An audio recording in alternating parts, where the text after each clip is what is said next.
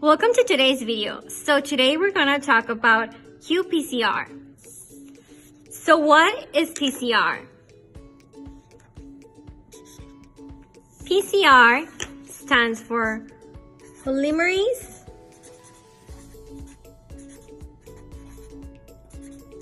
chain reaction.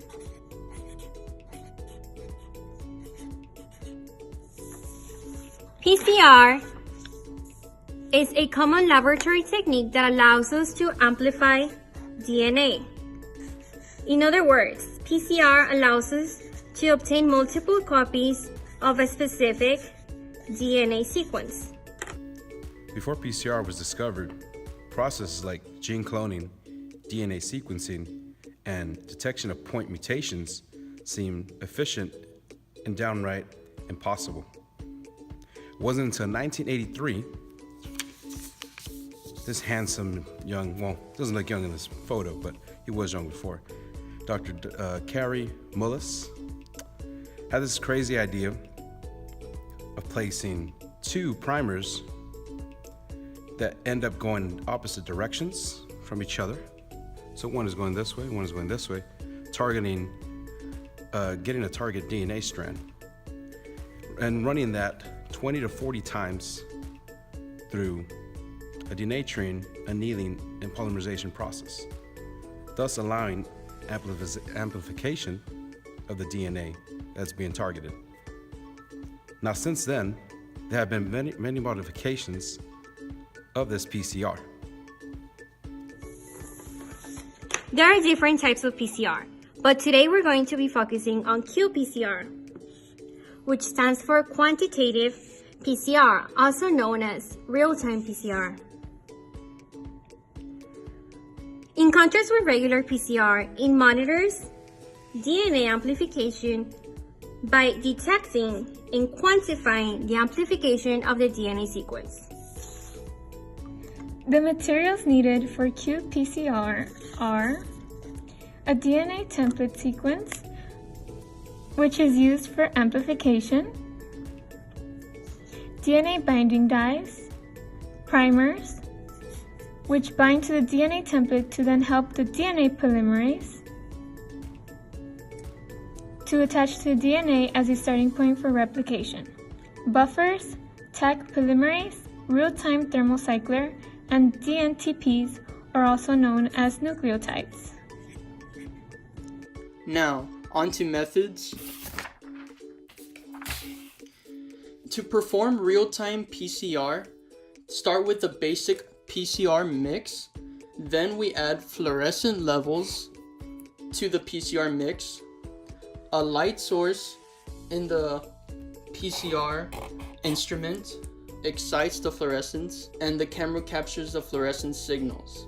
As amplification continues, the fluorescence accumulation is captured by the instrument after every cycle, and it is translated into a real-time PCR graph.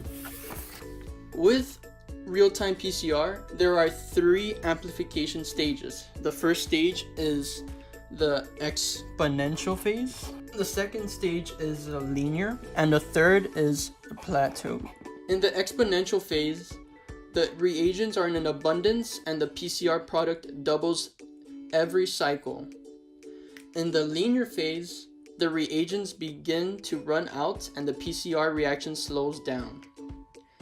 In the plateau phase, the reagents are depleted and the PCR reaction stops. Real-time PCR focuses on the exponential phase because it provides the most precise and accurate data for quantification. Within the exponential phase, two values are calculated. The first one is the threshold line, which is this line right here would be your threshold, which is a level of detection or the point a breach reaction reaches a fluorescent intensity above the background level. The PCR cycle at which the sample reaches the level is called the cycle threshold, which would be right here. It'll be your CT value, and this would be your threshold. The CT value is used downstream quantification of the presence or absence. The application of real-time PCR. So you can see there's 3 ways to show it: qPCR, RT-PCR, and qRT-PCR. Boom, bang, pow. Real-time PCR. This is where you can find it done. So one place would be STD testing. The next would be diagnosing genetic diseases. Boom. And you can find it in other fields like evolutionary biology, forensic investigations, or genetic fingerprinting. And here are some other places that you can see it. Forensic science is there. Of course, you have to modify it, but that is not the topic today. We're going to be looking at 3 experiments where real-time PCR is used. The first one is quantifying hepatitis B and D. B and D. Yes, D is real. It's just not common in the United States. But how do they quantify it? Well, first they use 2 things. They're going to use the SYBR green signaling detection, which it comes in apparently a package, nice and convenient. And they're going to use primers. Not that primer. This kind of primer. So this primer has a sequence in itself that's going to attack a certain sequence. For this experiment, the S gene, and we'll stain it with this so that people can see it. And when they see it, hepatitis B, they can help diagnose it first of all, and also treat it and prevent it from getting to D. And if they get D, they can use it to also see how treatment is going for D. Move all this. The other 2 experiments that we're gonna go into is detection of HIV-1 in human plasma specimens, which is right here.